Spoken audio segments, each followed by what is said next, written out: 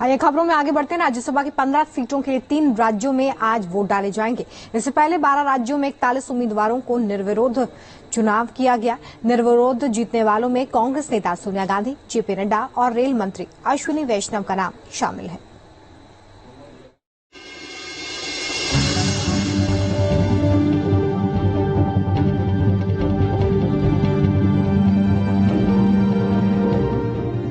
दिलचस्प हुआ राज्यसभा चुनाव। अखिलेश की बैठक से विधायक नदारद।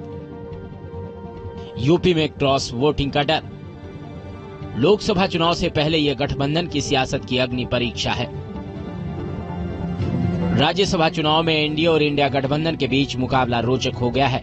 15 राज्यों की 56 राज्यसभा सीटों के लिए चुनाव है।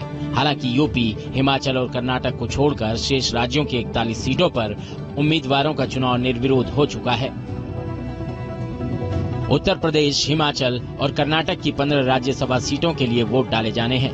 इनमें यूपी में 10, हिमाचल प्रदेश में 1 और कर्नाटक में 4 सीटों के लिए ही वोटिंग होगी।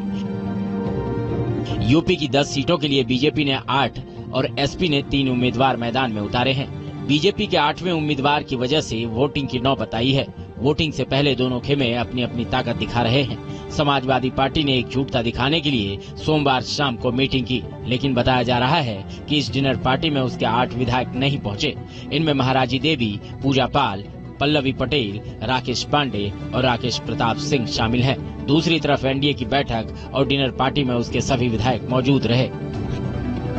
देखिए, 8 कैंडिडेट जीतेंगे, ये मैं पहले भी कह चुका हूँ, अभी भी कह रहा हूँ। भारतीय जनता पार्टी ने 8 प्रत्याशी तब लड़ाए हैं जब 8 प्रत्याशियों को जिताने के लिए हमारे पास नंबर थे। सपा के पास तीसरा प्रत्याशी जिताने के लिए नंबर नहीं थे, तब भी उन्होंने तीसरा प्रत्याशी खड़ा किया है।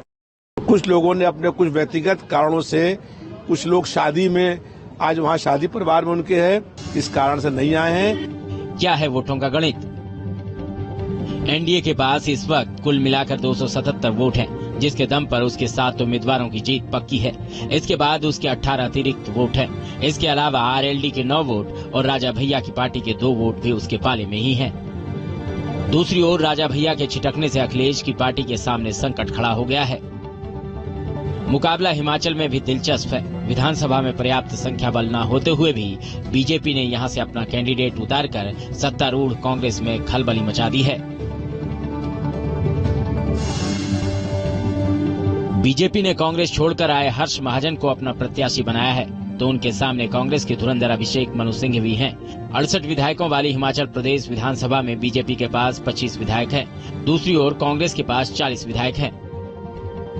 देखिए, मैं देख रहा हूं कि कांग्रेस पार्टी की ओर से इस राज्यसभा की एक सीट के लिए जब से इस चुनाव की तारीख तय हुई है और भारतीय जनता पार्टी ने भी अपना कैंडिडेट फाइल किया है, वो बहुत ऐसी चीजें कर रही हैं जो सामान्य रूप से नहीं करनी चाहिए। इसी तरह कर्नाटक में भी कांग्रेस के लिए परीक्षा की घड़ी है। बीजेपी जेडीएस ने यहां 5वां उम्मीदवार उतार दिया है, जिसके बाद मुकाबला रोचक हो गया है। चुनावी सरगर्मी बढ़ने के साथ ही कांग्रेस ने अपने सभी विधायकों को बेंगलुरु के एक होटल में रखने का फैसला किया है। Team news nation.